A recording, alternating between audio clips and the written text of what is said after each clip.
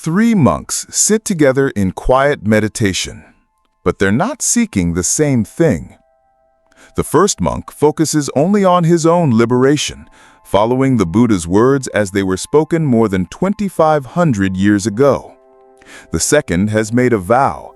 He won't step into enlightenment until he helps every living being cross over first. And the third? He believes enlightenment can happen in this very lifetime through ancient secret practices that were hidden for over 1,000 years. Now, here's the surprising twist. Even though they all follow the Buddha, each of these traditions claims the others got it wrong.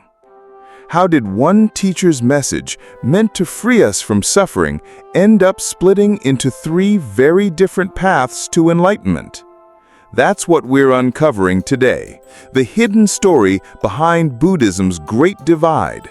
You'll see how geography, politics, and simple human nature shaped these three remarkable traditions, and why this division might have been exactly what the world needed. Let's rewind. The year is 483 BCE. The Buddha, after teaching for 45 years, lies beneath a grove of sal trees, approaching the end of his life.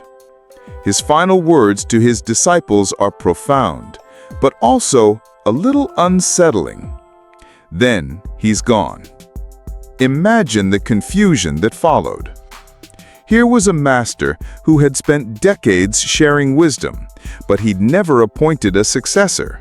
He never wrote down his teachings. He never created a formal hierarchy. His followers were left with scattered memories, oral teachings, and one massive question. What exactly did the Buddha really teach? At first, this wasn't a problem. But as Buddhism began to spread beyond India, something fascinating happened. The teachings collided with new cultures, different languages, other spiritual traditions. Like a river hitting unfamiliar ground, Buddhism began to shift, to adapt, and eventually to split into separate streams. In the tropical lands of Southeast Asia, they clung tightly to what they believed were the Buddha's original words. This became Theravada, the way of the elders. Across the vast lands of China, Korea, and Japan, a more expansive vision took shape. This was Mahayana, the great vehicle.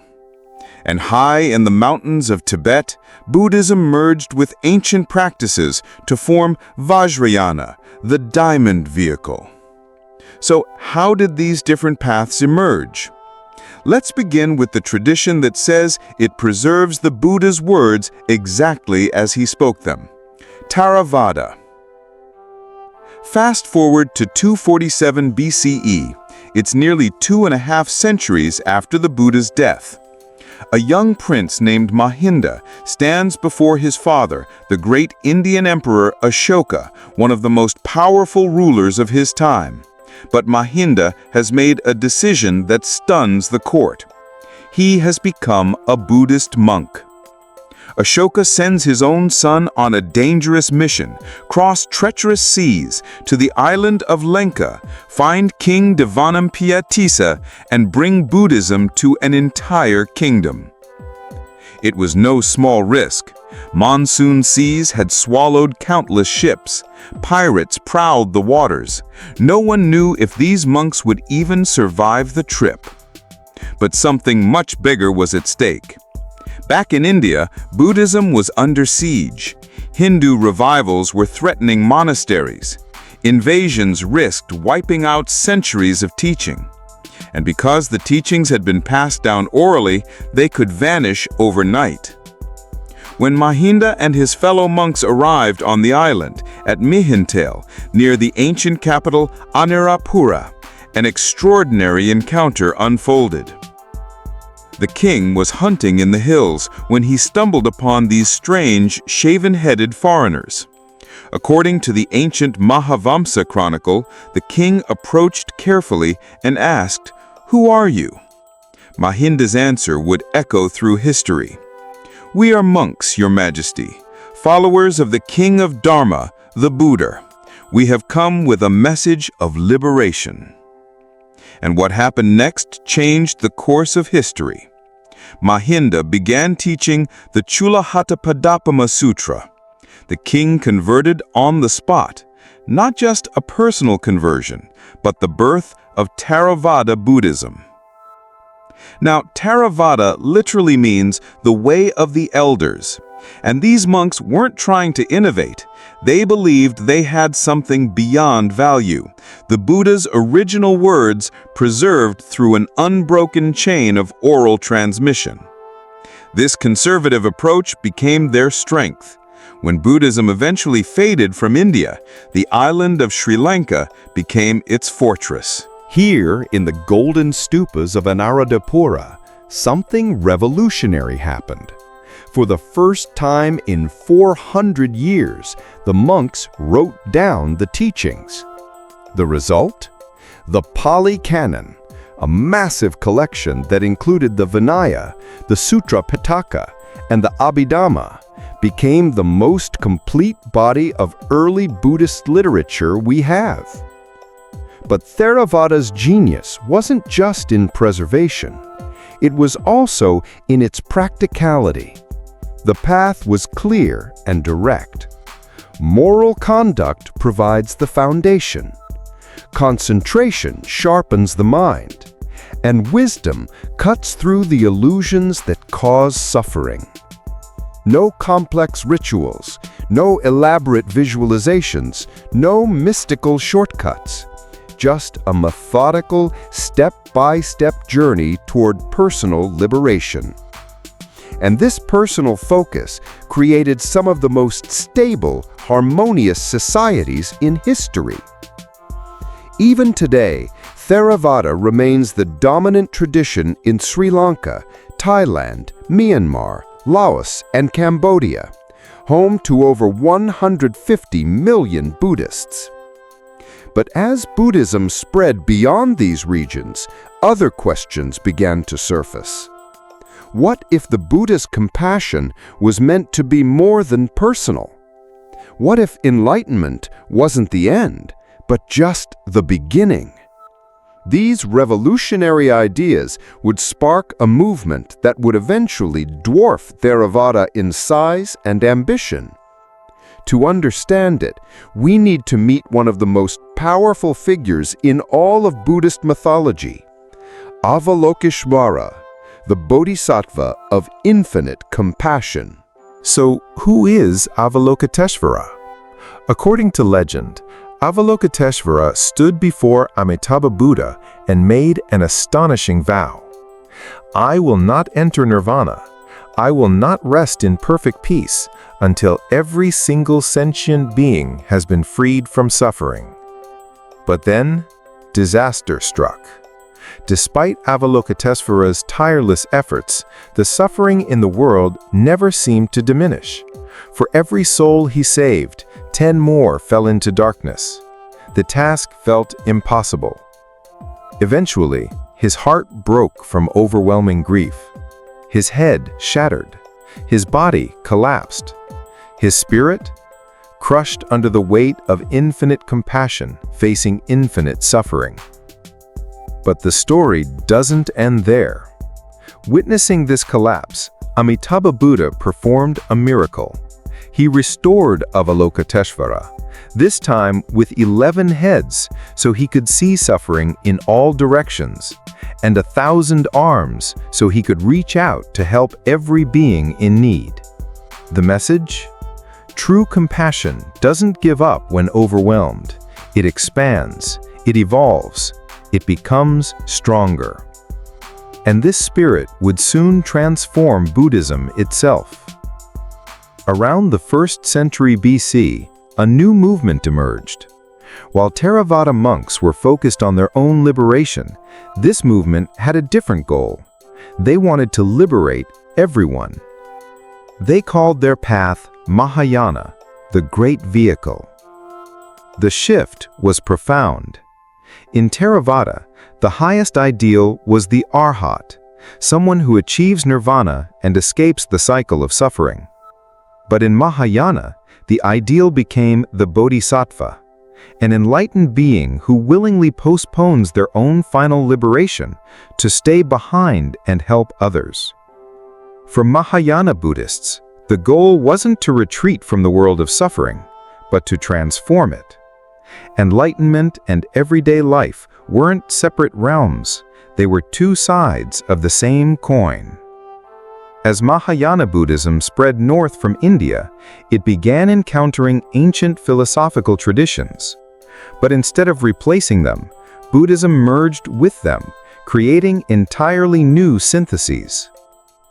The innovations were staggering.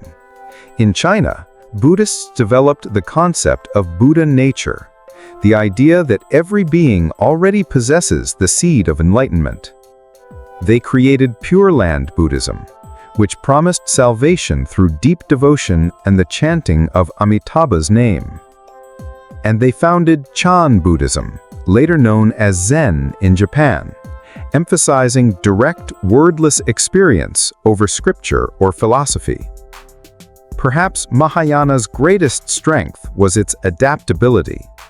Unlike Theravada, which emphasized preserving original forms, Mahayana was a shapeshifter, able to adjust to the needs of each new culture it encountered. That's why Mahayana today includes over 500 million practitioners across East Asia and beyond. Whether it's a Zen monk in Kyoto sitting in silent meditation, a Pure Land devotee in Beijing, or a Korean scholar studying Buddhist philosophy, all share Avalokiteshvara's ancient vow: I will help all beings, no exceptions. But the story of Buddhism's three great paths isn't complete, not yet. High in the mountains of Tibet, another extraordinary transformation was unfolding. It was around 750 CE. The Tibetan king, Trisong Detsen, faced an impossible problem. He wanted to build the first Buddhist monastery in his kingdom, but every attempt failed. Walls collapsed overnight. Foundations cracked. Workers fled in terror. Local shamans whispered of angry spirits, ancient forces that ruled the mountains long before Buddhism arrived. Then came a message from India, offering a solution. Enter Padmasambhava, known to Tibetans as Guru Rinpoche, the precious teacher. But this wasn't just another monk. Padmasambhava was a master of Tantra, a secretive and powerful branch of Buddhist practice. According to Tibetan tradition, as he journeyed through the Himalayas, Padmasambhava didn't fight the mountain spirits. He did something more radical. He transformed them.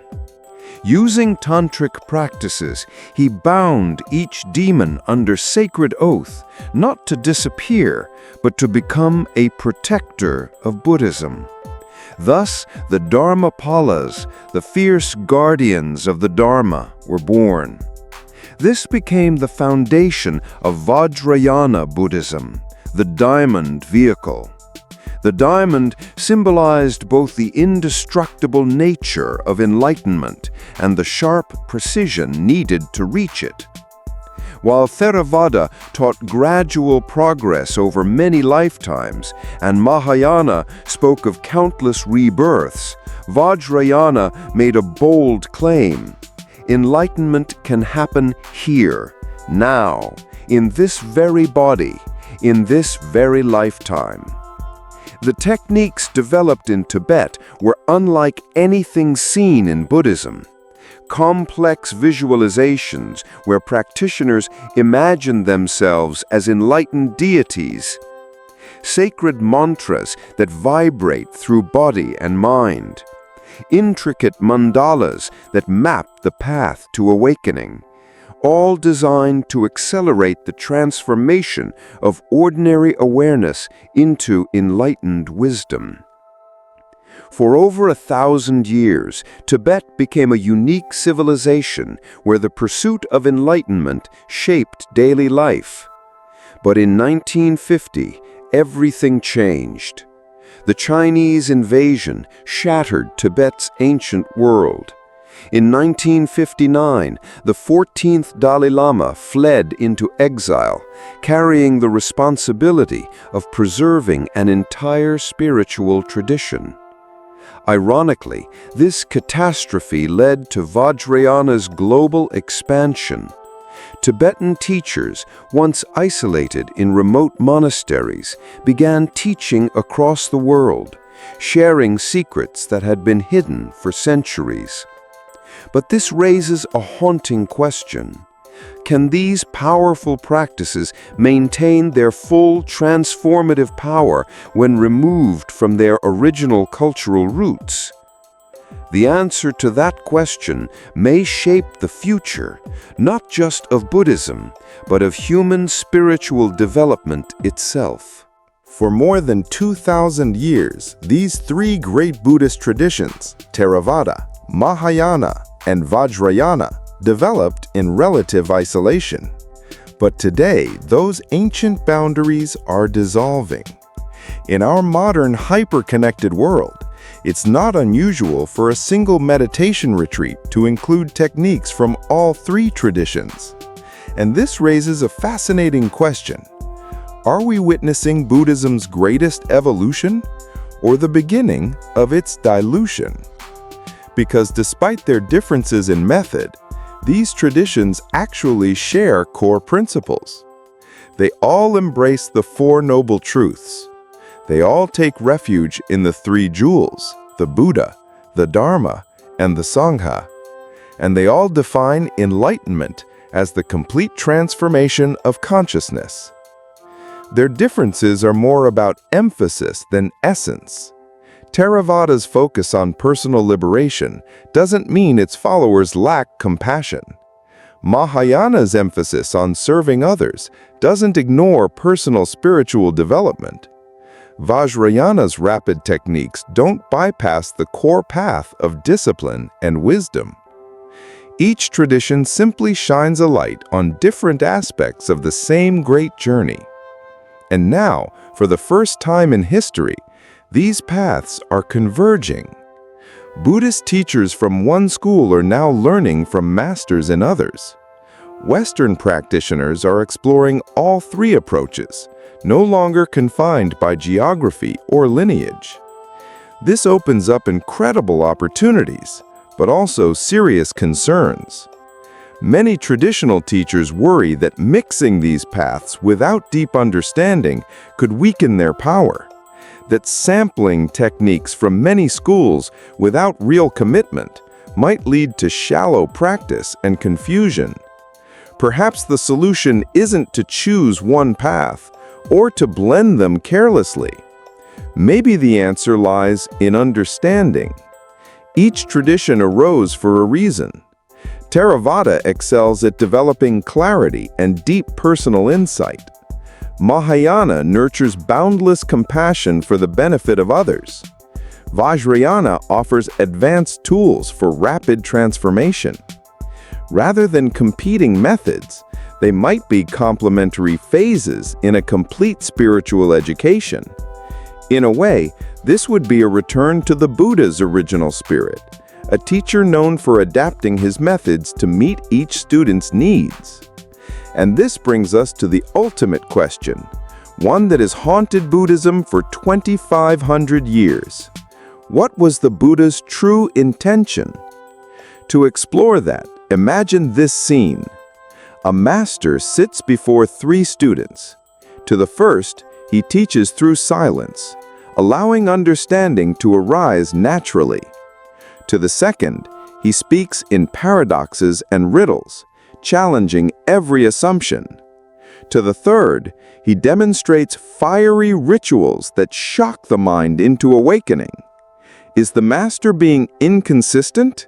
Or is he wisely recognizing that different minds need different keys to open the same door?